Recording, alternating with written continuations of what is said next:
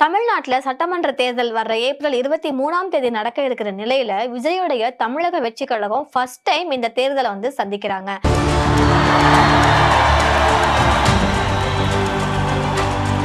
இப்ப எடப்பாடி சட்டமன்ற தொகுதியை தவிர்த்து 233 தொகுதிகளில் தாவேகா போட்டியிடுறாங்க. இந்த நிலையில தாவேகா தலைவர் விஜய் பெரம்பூர் அப்புறம் திருச்சி கிழக்கு இந்த 2 தொகுதியிலையுமே அவர் போட்டியிடுறாரு.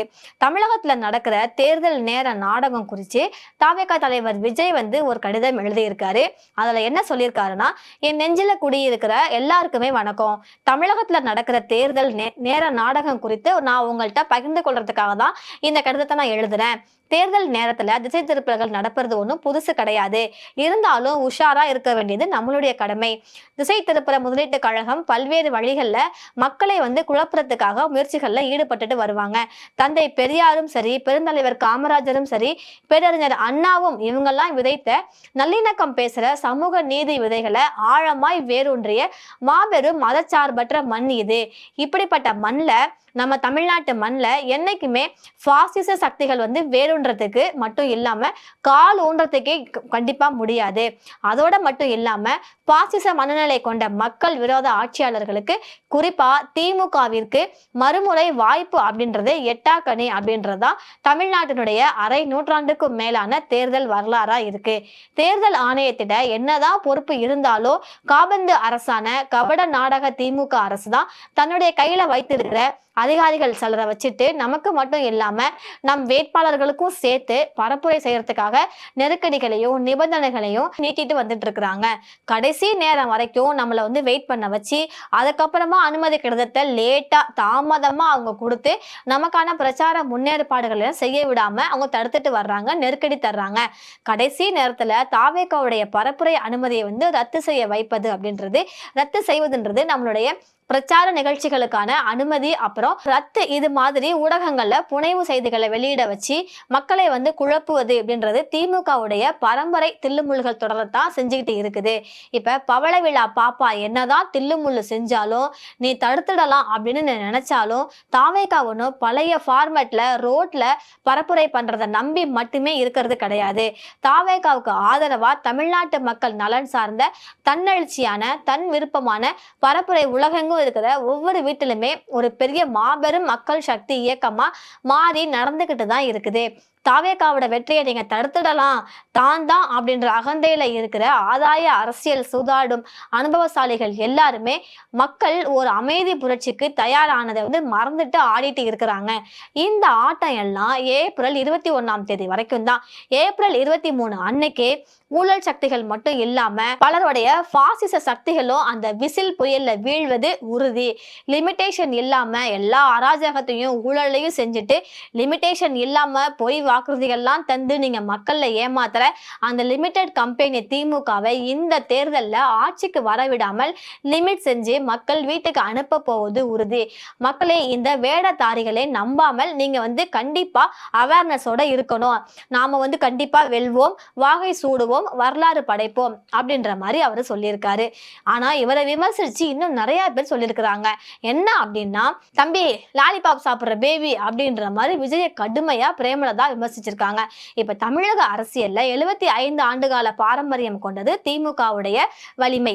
ஆனா அதை குறைச்சி மதிப்பிட வேண்டாம் அப்படின்னும், அரசியல்ல நீங்க ஒரு சின்ன பையன்தான், நிஜமான கதாநாயகன் கிடையாது அப்படின்னும் தமிழக வெற்றி கழக தலைவர் விஜயை சாடுற வகையில தேமுதிக பொதுச் செயலாளர் பிரேமலதா விஜயகாந்த் ரொம்பவே விமர்சிச்சு இருக்கிறாங்க. சேலத்துல முதலமைச்சர் மு.க. ஸ்டாலின், அப்புறம் மக்கள் நீதி மைய தலைவர் கமல்ஹாசன், தேமுதிக பொதுச் செயலாளர் பிரேமலதா விஜயகாந்த் இவங்க எல்லாமே பிரச்சாரம் மேற்கொண்டாங்க. அந்த பேரணியில அவங்க பேசும்போது பிரேமலதா விஜயகாந்த் அதை சொல்லியிருக்காங்க. இது குறித்து அவங்க இன்னும் நிறையாவும் பேசியிருக்காங்க. இப்ப திமுக கூட்டணியில தேமுதிக இணைந்தது தமிழக அரசியல்ல ஒரு மிகப்பெரிய திருப்பத்தை ஏற்படுத்தி இருக்குது. அரசியல் களத்துல சரியான காய்களை நகர்த்தி தேமுதிகவை கூட்டணிக்குள்ள அழைத்து வந்ததன் மூலம்தான் என்னுடைய அண்ணன் ஸ்டாலின் ஒரு கேம் சேஞ்சரா மாறி இருக்காரு. இந்த கூட்டணி வர்ற தேர்தல்ல மிகப்பெரிய வெற்றியை பதிவு செய்யும். புதுசா ஒரு தம்பி வந்திருக்காரு, தமிழக அரசியல்ல 75 ஆண்டு கால பாரம்பரியம் கொண்ட திமுகவுடைய வலிமையை அவர் வந்து குறைச்சி மதிப்பிட வேண்டாம்.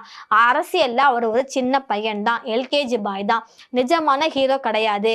நீங்க ஃபர்ஸ்ட் ஹீரோன்றதை நிரூபிச்சு காட்டுங்க அப்படின்ற மாதிரி சொல்லியிருக்காரு. அதோட இல்லாம நடிகர் பிரகாஷ் ராஜ் அவங்க என்ன சொல்லியிருக்காங்கன்னா, நடிகனை உங்களுக்கு பிடிச்சிருக்குன்னா நீங்க விசில் அடிக்கலாம், அதுக்காக நாட்டெல்லாம் கொடுக்க முடியாதுன்னு சொல்லியிருக்காரு. இப்ப திண்டுக்கல் மாவட்டம் பழனியில மார்க்சிஸ்ட் கம்யூனிஸ்ட் கட்சி வேட்பாளர் பாண்டிய அவர் வந்து ஆதரிச்சு பொதுக்கூட்டத்துல அவர் கலந்துகிட்டாரு. அப்ப என்ன சொல்லியிருக்காரு அப்படின்னா, தமிழ்நாட்டுல நடைபெற இருக்க இந்த தேர்தல் 3 மாடல்களுக்கான தேர்தல். ஃபர்ஸ்ட் ஒண்ணு திராவிட மாடல், இரண்டாவதாக அடிமை மாடல், அப்புறம் ரீசெண்டா வந்து சினிமா மாடல். இது எல்லாமே தேர்தல் நேரத்துல தமிழ்நாட்டுக்கு துரோகம் நடந்துட்டு இருக்கு அப்படின்னும், ஆனா அடிமை மாடல் எடப்பாடி பழனிசாமி இவங்க எல்லாம் வாயை மூடிட்டு தான் அவங்க வந்து வேடிக்கை பார்த்துட்டு நிற்கிறாங்க.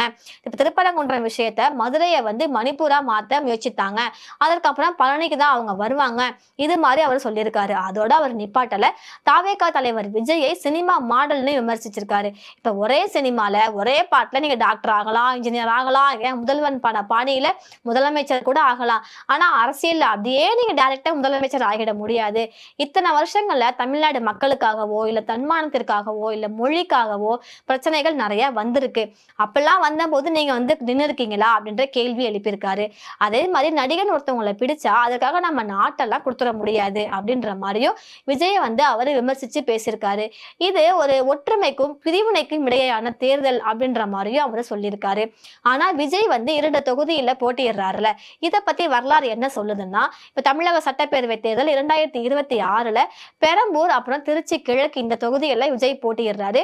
மக்கள் பிரதிநிதித்துவ சட்டம் 1951 பிரிவு 33 கீழ் 7 இந்த இதுல ஒரு வேட்பாளர் 2 தொகுதியில போட்டியிடலாம் அப்படின்னு சொல்லியிருக்குது. அதன்படி நம்ம ஹிஸ்டரியை பார்த்தோம்னா 1991ல மறைந்த முன்னாள் முதலமைச்சர் செல்வி ஜெயலலிதா அவங்க போட்டியிட்டு 2 தொகுதியில் அவங்க வந்து ஜெயிச்சாங்க. அதற்கப்புறம் பாத்தீங்கன்னா ரொம்ப நாளைக்கு அப்புறமா விஜய் வந்து இப்ப களமிறங்குறாரு. அதே மாதிரி ஜெயலலிதா அவங்க பர்கூர், காங்கேயம் இந்த தொகுதியில போட்டியிட்டு அவங்க வந்து ஜெயிச்சாங்க. இப்ப தேசிய அளவுல பாத்தீங்கன்னா கூட பிரதமர் நரேந்திர மோடி, ராகுல் காந்தி, சோனியா காந்தி இவங்கெல்லாம் ஒரே தேர்தல்ல 2 தொகுதியில போட்டியிட்டு இருக்காங்க, அதுல வின் பண்ணி இருக்கிறாங்க. இப்ப 2024 மக்களவை தேர்தல் எடுத்துக்கிட்டீங்கன்னா கூட ரேபரேலி அப்புறம் வயநாடு இந்த தொகுதிகளில் போட்டியிட்டு 2 தொகுதியிலுமே அவர் வெற்றி பெற்றுட்டாரு. அதற்கப்புறம் வயநாட்டுல அவர் ராஜினாமா பண்ணிட்டாரு. 234 தொகுதிகளில் தமிழக வெற்றி கழகம் சார்பா 233 தொகுதிகளில் தான் போட்டியிடுறாங்க. எடப்பாடி தொகுதியில அவங்க போட்டியிடல. ஆனா எடப்பாடி தொகுதியில சுயேட்சைக்கு அவங்க வந்து ஆதரவு தெரிவிச்சிருக்கிறாங்க. அதை பத்தின வீடியோவை நாம இப்ப பார்க்கலாம். எடப்பாடி தொகுதியில சுயேட்சைக்கு ஆதரவு தெரிவிச்சிருக்காரு தாவேகா தலைவர் விஜய். அவருடைய எக்ஸ் பக்கத்துல அவர் ஒரு கருத்து போட்டிருக்காரு. அதுல எடப்பாடி சட்டமன்ற தொகுதியில சுயேட்சை வேட்பாளரா போட்டியிடுற பிரேம்குமார் அவங்களுக்கு நம்மளுடைய ரசிகர் மன்றத்துல நிர்வாகியா பயணித்தவர் தான், இதுக்கு முன்னால் அவர் இருந்தவர் தான், நம்முடைய சகோதரர் தான் அவரு. அதனால இப்ப சட்டமன்ற தேர்தல்ல வேட்பாளரா போட்டியிடுற நம்மளுடைய முன்னாள் நிர்வாகி பிரேம்குமார் அவர்களை இந்த நேரத்துல நான் வந்து ஆதரிக்கிறேன். அவருக்கு ஒதுக்கப்பட்டிருக்கிற அந்த டிவி தொலைக்காட்சி பெட்டி சின்னத்தை வந்து நம்ம தமிழக வெற்றி கழகம் சார்பா நான் ஒரு மனதா ஆதரிக்க நாங்கெல்லாம் முடிவு செஞ்சிருக்கோம். நான் அப்படின்றத நான் இந்த இடத்துல உங்க எல்லாருக்குமே சொல்லிக்கிறேன். நம்மளுடைய முழு ஆதரவோடைய களம் காண்ற நம்மளுடைய சகோதரர் பிரேம்குமார் அவங்க மனதளவுல நம்மளுடைய வேட்பாளரா கருதி அவருக்கு தேர்தல் ஆணையத்தால அளிக்கப்பட்டிருக்கிற வரிசை எண் 12வது இடத்துல இருக்கிற டிவி சின்னம், அதாவது தொலைக்காட்சி பெட்டி சின்னத்துல நீங்க எல்லாரும் அவருக்கு வந்து வாக்கு செலுத்தணும் அப்படின்னு நான் அவங்கள்ட்ட கேட்டுக்கிறேன். நம்ம குடும்பத்தை சேர்ந்த அவரை பெருவாரியான வாக்கு வித்தியாசத்துல வெற்றி பெற செய்யணும் அப்படின்ட்டு கழக நிர்வாகிகள்கிட்டையும் தோழர்கள்ட்டையும் எடப்பாடி தொகுதி மக்களையும் நான் வந்து அன்போட கேட்டுக்கிறேன். எடப்பாடி தொகுதியில தமிழக வெற்றி கழக சின்னத்தை வந்து முடக்கி குறுக்கு வழியில வெற்றி அடைய நிறைய பேர் முயற்சி பண்ணாங்க. அவங்களுக்கு சரியான பாடம் புகட்டணும், அதனால இவர் வந்து நம்ம வந்து வெற்றி பெற வைக்கணும் அப்படின்ற மாதிரி அவர் தெரிவிச்சிருக்காரு. இப்ப விஜய் எந்த பரப்புரைக்கு போனாலுமே நாம வந்து பொதுவா பாக்குறது அவரு டிஎம்கே மேல பழி போடுறதுதான். ஏன்னா வந்து பரப்புரை மேற்கொள்ள விடல, எனக்கு முட்டுக்கட்டை போட்டுட்டாங்க, தடங்கள் நிறைய பண்ணிட்டாங்க, அனுமதி கொடுக்கல, ரத்து பண்ணிட்டாங்க, இது மாதிரி இவ்வளவு சொல்லியிருக்கிறாங்க. இப்ப கடைசியா எடப்பாடி தொகுதியில அவருடைய வேட்பாளருடைய மனுவை வந்து நிராகரிச்சது வந்து இதுவும் டிஎம்கே உடைய சதிதான். ஒருவேளை அவர் தாக்கல் செஞ்ச அந்த வேட்பு மனுல எதனா மிஸ்டேக் இருந்திருக்கலாம், இல்ல எதனா பொய்யான தகவல் இருந்திருக்கலாம், அதனால தேர்தல் ஆணையம் ரத்து பண்ணியிருக்கோம். ஆனா நடிகர் விஜய் இத இத டிஎம்கே மேல போட்ட பழியா மாத்திட்டாரு. என்னதான் அவங்க வந்து குறுக்கு வழியில போய் நம்முடைய சின்னத்தை வந்து முடக்கி எடப்பாடியில நம்மளை வந்து போட்டி போட விடாம ஆக்குனாலும் நம்ம குடும்பத்து சார்பா நம்மளுடைய கழக நிர்வாகி தான் அந்த பிரேம்குமார். அவர் வந்து தொலைக்காட்சி சின்னம் அந்த இதுல வந்து நிக்கிறாரு. நீங்க எல்லாருமே ஒரு மனதா போட்டிக்கிட்டு அவரை வந்து வின் பண்ண வைக்கணும் அப்படின்ற மாதிரி சொல்லியிருக்காரு. இவர் தொகுதியான பெரம்பூர், திருச்சி கிழக்கு இந்த பகுதிக்கே இவர் போய் பரப்புரை இன்னும் மேற்கொள்ளல. அந்த பகுதி மக்கள்கிட்டயே இவர் இன்னும் வாக்கு சேகரிக்க ஆரம்பிக்கல. ஆனா இவர் எடப்பாடியில போய் அங்க இருக்கிற யாரோ ஒரு சுயேட்சை வேட்பாளருக்கு நம்மளுடைய நிர்வாகி தான் இவரு, முன்னாள் நிர்வாகி, இப்ப இருக்க நண்பர், அதுக்கப்புறம் தோழன், குடும்பத்துல ஒருத்தர், அண்ணன், தம்பி அப்படின்ற மாதிரி உறவு முறைகள்லாம் வச்சு பேசிட்டு வர்றாரு. சோ இத பத்தி நீங்க என்ன நினைக்கிறீங்க அப்படின்றத எங்களுக்கு கமெண்ட்ல சொல்லுங்க.